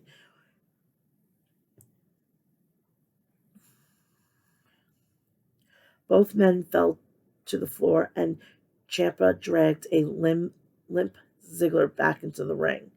As Ciampa gets into the ring, one of the cameramen attacks Ciampa. The referee didn't see it, and Ziggler capitalizes with a super kick for the win. After the match, the cameraman removes his hat and face mask to reveal that it is Dirty Dog Bobby Roode. Ziggler and Roode celebrate together in the ring, then put the boots to Ciampa until Braun Breaker rushes out to even the odds. Breaker clears the ring and says next week they could do 2-on-2, or they can go right now if they want. Ziggler and Roode rushes back into the ring, and all four men brawl until referees separate them. It doesn't last long, however, as they were fighting on the floor as the show ended. And after this whole thing, they had a WWE.com exclusive. They had basically, it looks like Tommaso Ciampa is just finishing up in NXT, and he's going to either do Monday or Friday, which I find a little hypocritical because due to the fact is that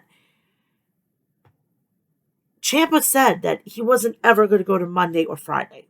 So now with this whole situation, we don't know. I think the money's too good for him. He's got a daughter. He's got to put through college. Maybe his wife wants to have more children. And they got to do IVF. And that takes a lot of money. And they need the money to do that. So I'm thinking about all things. Wherever he lands, he lands. If he doesn't want to be in WWE anymore, we're going to support him. That's where I am at with this. If any superstar leaves WWE, takes a little bit of break, and then comes back, or they go to AEW, wherever the fucking person goes, just be happy for them. Then you're not dealing with stress. You're not. What you really think that he's going to? You all have a problem. You think that they're going to listen to you. They're going to ignore their family. They're going to ignore their friends. They're going to ignore everybody. They're the ones that are in the contract negotiations. So you need to back off. Buy their merchandise. Tell them they're great. Telling them that, you should be used more, whatnot. But when it comes to where they're employed, you keep your fucking mouth shut, okay?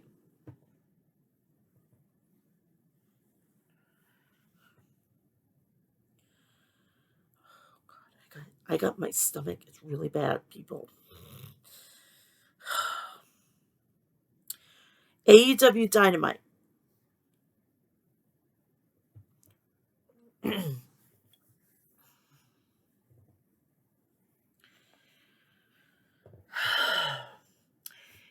AEW Dynamite was coming from the Bank Arena in the from live from the Webster Bank Arena in Bridgeport, Connecticut. Uh, this is fucking Vince McMahon's front yard. Okay, we start off with the tag team battle royal.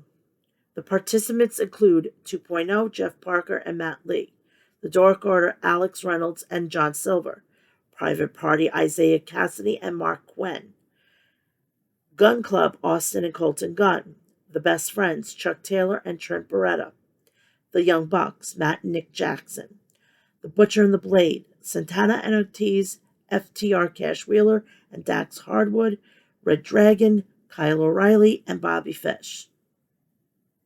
The winning team advances to the Revolution 2022 title match with Jurassic Express. The AEW World Tag Team Champions Jurassic Express with Christian Cage were watching the match unfold from the ramp. The Blade shoved Alex Reynolds off the apron onto the arena floor, but then John Reynolds dumped the Blade over the top rope. Now, with this battle royal, you don't have to, when you get eliminated, your partner doesn't get eliminated as well. So I'm glad that they did that. Tony Khan is a person that actually has logic. Okay. And it also extends the match and it becomes more interesting.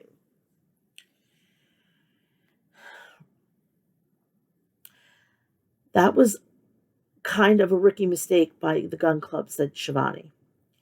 The Butcher blocked a swinging DDT from Trent and then suplexed Trent. The Butcher slugged away at Trent. Chuck Taylor used the Butcher eliminating him over the top rope. Red Dragon used their tandem offense to eliminate Chuck from the match. Private Party were eliminated right in front of a frustrated Matt Hardy. Hardy is walking out on Private Party once again, said Excalibur. Speaking of Matt Hardy, Jeff Hardy is going to be all elite. It's just happening. Like, you gotta wait till he's able to post that thing, but it's going to be Jeff Hardy is all elite. We're going to have the Hardy Boys back in business. Santana single-handedly eliminated 2.0. FTR landed the big rig on John Silver. Red Dragon attacked FTR from behind. Nick Jackson nailed Trent with a running bulldog. FTR tosses Nick Jackson over the top rope, but Matt Jackson was still in the match. Santana clipped Matt Jackson from behind. Trent is taking some ungodly punishment in this match, said Ross. Trent was almost eliminated, but Orange Cassidy popped out, hoisting Trent on his shoulders and placed him back in the ring. Trent sent Bobby Fish over the top rope with a lariat. Cash Wheeler was eliminated after interference from Tully Blanchard backfired. Trent Silver German suplexed Matt Jackson and followed up with a straitjacket backstabber. Trent and Santana had a stare down, and the fans were on their feet. Trent and Santana picked right off from where they left off in the parking lot at Daly's place. Santana wiped out Trent with a discus lariat. Trent hung on after a pump kick from Santana. As Trent and Santana battled on the ring apron, Matt Jackson and Kyle O'Reilly chain charged at them and eliminated Trent and Santana. Dax ate series of knee strikes from Kyle. Dax struck back with a suplex. Dax stomped a mud hole into Kyle on the ring apron. Bobby Fish, who was previously eliminated, knocked Dax off the apron, eliminating them. John Silver sent Matt for a ride with a spin doctor. Kyle and Matt double teamed John Silver. Matt tossed Silver over and and in the process Kyle snuck up behind and eliminated Matt Jackson. These things seem to have broken down once again between the Young Bucks and Red Dragon, said Excalibur. AEW World Champion Hangman Page stormed out into the ring. Page got revenge on Red Dragon after they blindsided him last week. Adam Cole sprinted to the ring, but Page turned around and walloped him in with punches. The Young Bucks walked out on Red Dragon, allowing Hangman Adam Page to do as he pleases with Red Dragon. Page grabbed a microphone. Who's ready for story time with Adam Page? Baby. Cole decided to come after the most prestigious prize in professional wrestling. Cole dug his own grave, and the better Adam will leave him there, as Revolution is on March 6th on pay-per-view. MJF walked out to the ring. Guys, I get it. I used to love CM Punk too. And I get that you guys want to boo me. I'm not the easiest person to like. Just give me an opportunity here. CM Punk showed a photograph last week and said for him it was just another Friday. For me, it wasn't. The fact of the matter is, it's the only reason I got out of bed in the morning was I love professional wrestling. I love AEW.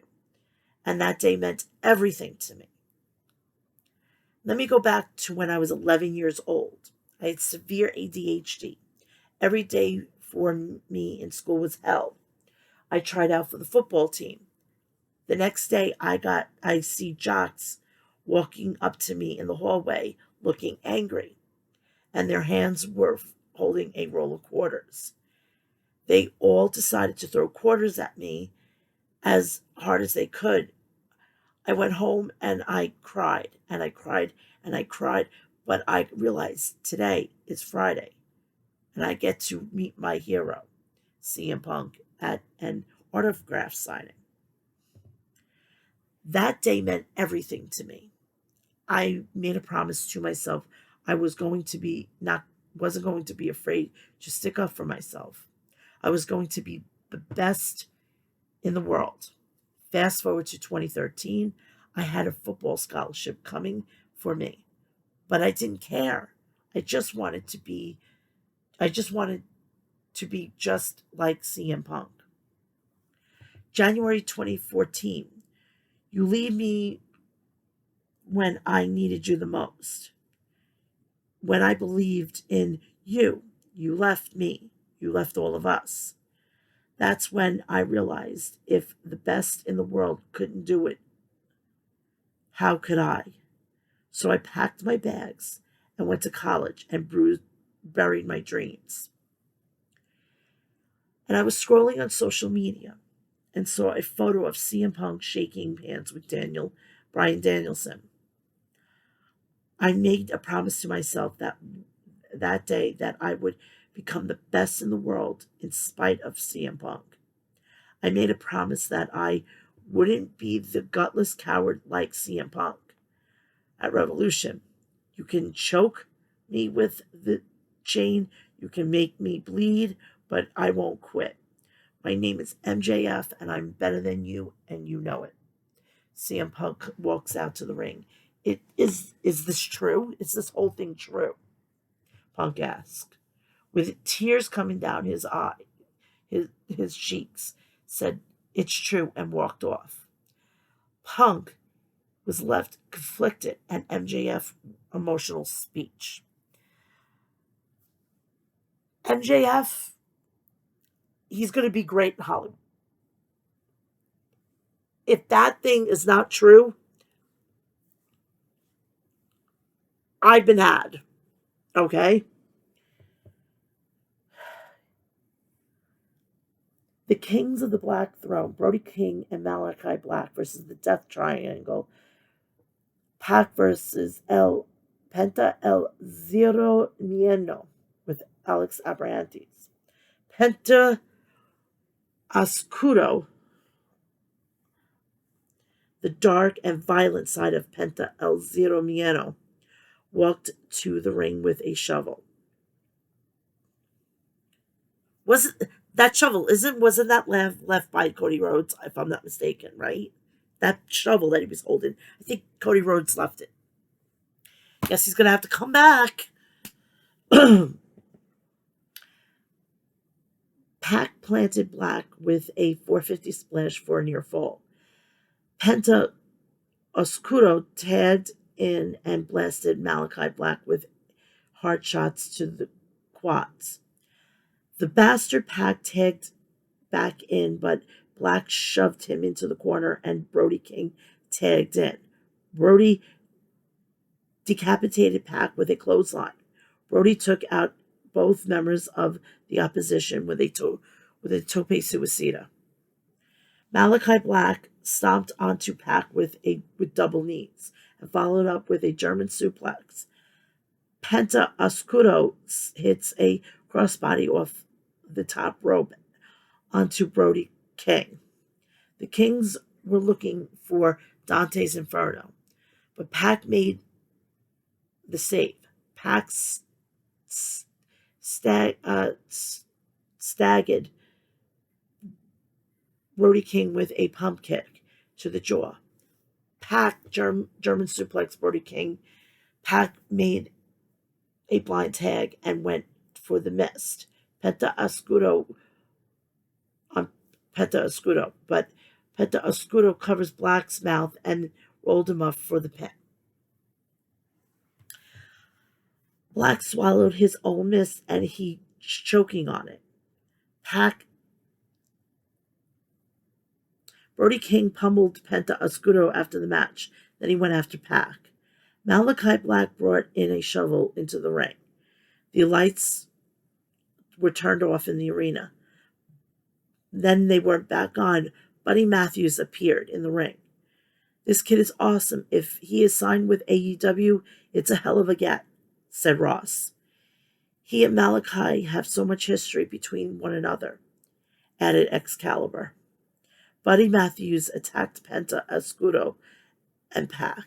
Black commanded Buddy to smash Penta Oscuro's face onto the steel chair, and Buddy Matthew obeyed.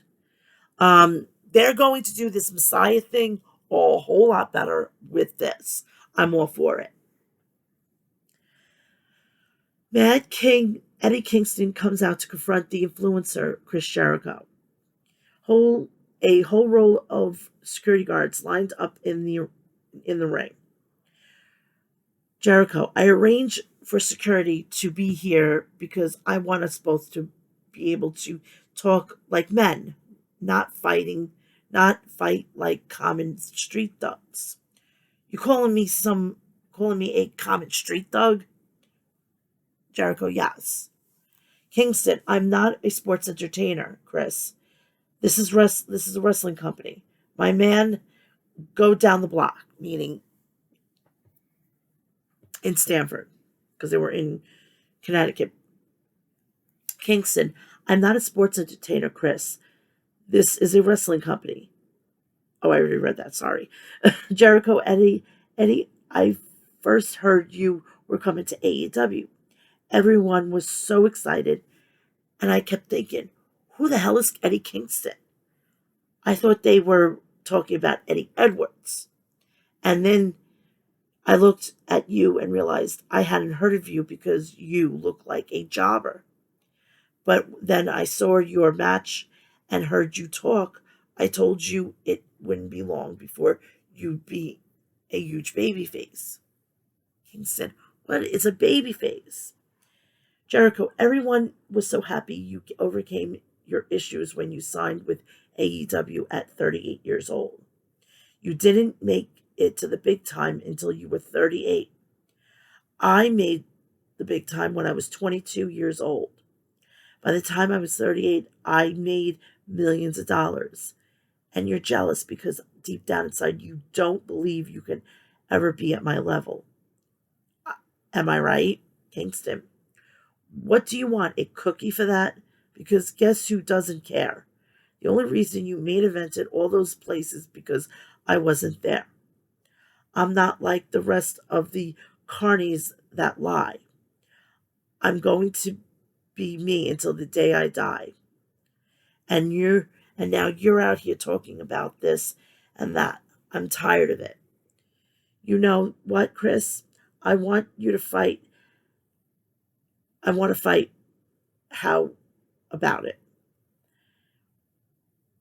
Me and you at the pay-per-view. How about it? Come on. Jericho, you're terrified to make it to the top, the mountain, the level that I live on. Because if you did, you fall off. You know your family history. Your very first hero was your uncle, and he was a failure. You believed in your father, and he was a failure. And deep down inside, you think you're a failure as well. You can't win the big one.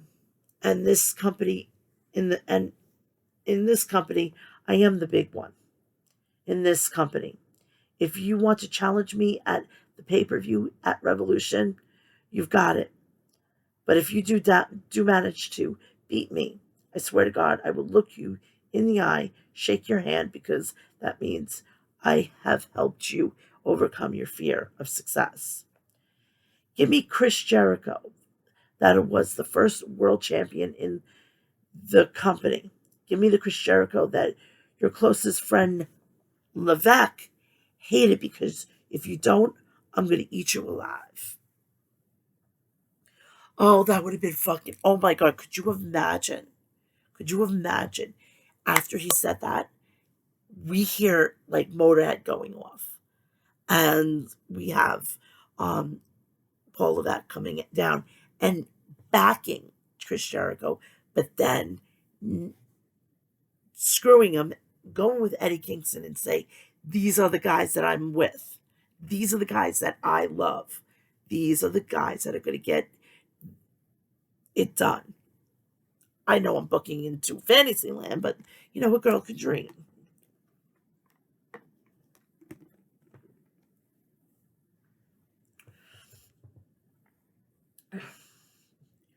Jericho, I'm going to give you that, Chris Jericho, and so much more. And I could see it in your eyes. You don't believe you can beat me.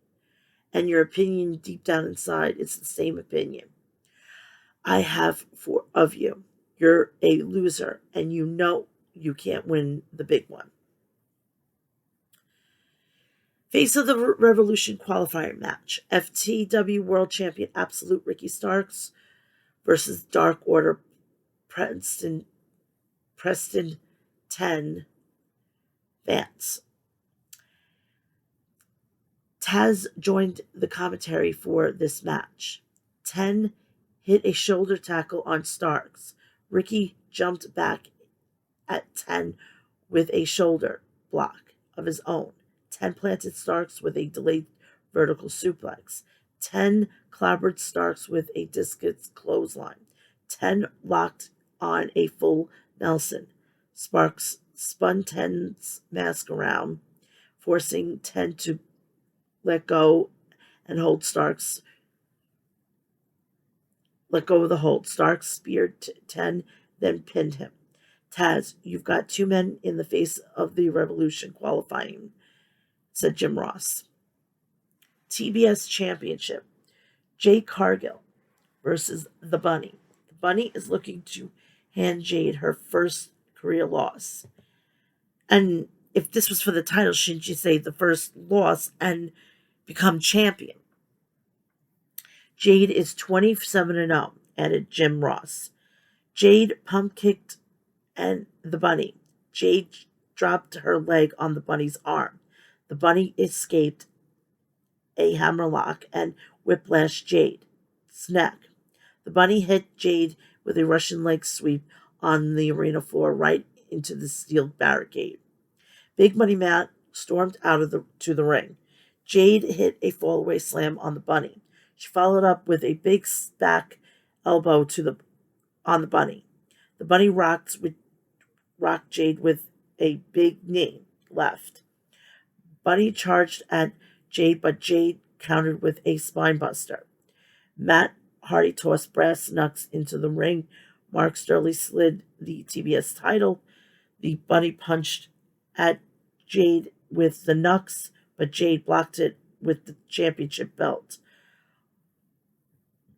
Ref Arby Edwards had enough and ejected Sterling and Hardy. Jade smashed the bunny with Jaded and pinned her. I am 28-0, soon to be 50-0, so the question is who's next? Better yet, who's left? Goldberg chants on fucking AEW. Crazy, I know. Takante walked to the ramp with a mic in hand. I'm not just next, I'm actually the one who's going to beat your ass. Tay charged to the ring, but Bunny grabbed her. Tay nailed the bunny with the Tay KO. Tie KO. Jade nearly knocked Tay's block off with a pump kick. Anna Jay sprinted to the ring with a steel chair to even the odds up, and Jade jumped out of the ring. The American Dragon, Bryan Danielson versus Daniel Garcia. This was the main event. Danielson powered Garcia into the corner and clubbed him with a forearm. Garcia fired back with a chop. Danielson got the ground and pound game on Garcia. Danielson nearly had the label lock on Garcia, but Garcia touched the ropes with his boot, forcing the ref to break the hold. Garcia chop blocked Danielson's leg out from underneath him. Outside the ring, Garcia swung Danielson's leg into the steel post. Garcia brought Danielson back onto the ring and worked him over with chops in the corner, then hit the dragon screw leg whip. Bryan Danielson's getting out-wrestled by Garcia, said Excalibur. Garcia got suplexed to the outside by Danielson. American Dragon followed up with a running knee off the apron onto Garcia. Danielson blasted Garcia with a shotgun dropkick off the top rope. Danielson wrenched back on Garcia with a leg lock. Garcia grabbed a leg lock, and at the same time, Danielson Tiger suplexed Garcia and transitioned into a cattle mutilation. Garcia grabbed an ankle lock and then stomped on Danielson's head. Danielson escaped, and with their hands interlocked, they traded forearms. Garcia tried for the dragon school leg whip, but Danielson countered with the triangle sleeper and choked Garcia out. Danielson grabbed the mic and after the match. Danielson Garcia, what exactly what I wanted to see tonight. 2.0 ambushed Danielson from behind.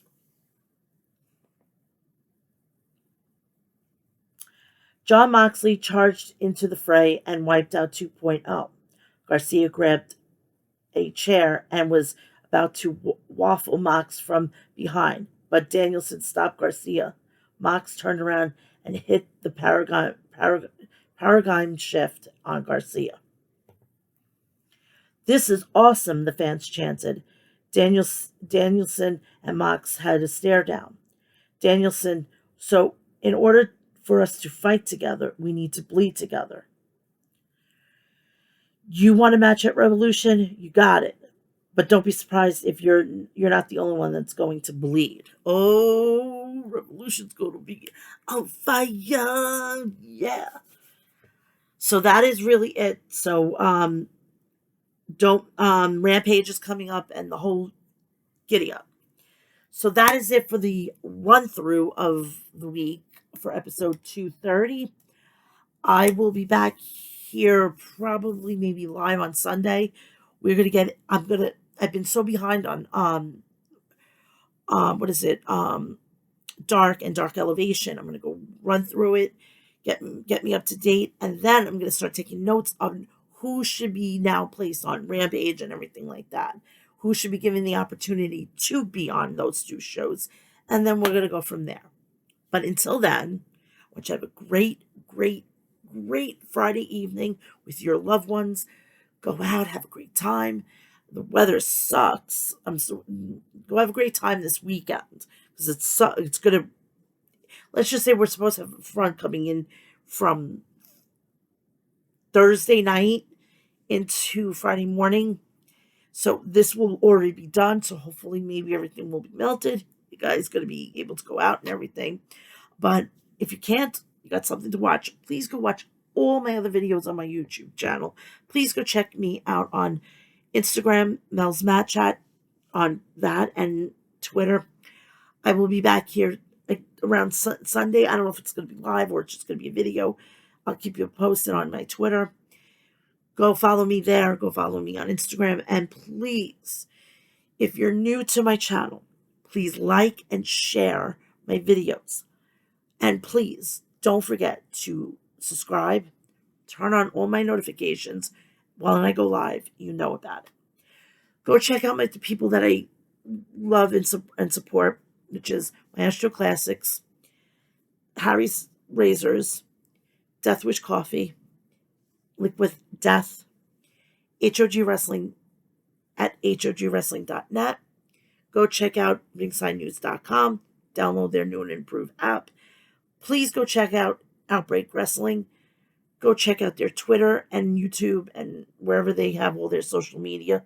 If you're really serious, you want to get into the business, they will be having a like it's going to be like a seminar or a camp.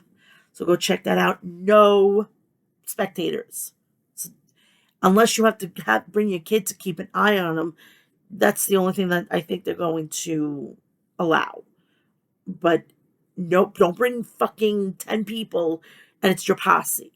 No, that's not happening. Don't bring your whole freaking family because it's something there to do. You're there doing business, unless you have one or two kids that you're going to keep an eye on for babysitting. You can't afford babysitter. But please go check that out. It's on, I think, April 30th. You can verify all the information on their social media. Have a great Friday. I love you all and enjoy the weekend. Revolution's coming. Got to get ready, and I'll make sure that I get you set, ready to go. All right? Have a great Friday evening. Love you all. Have a great Friday.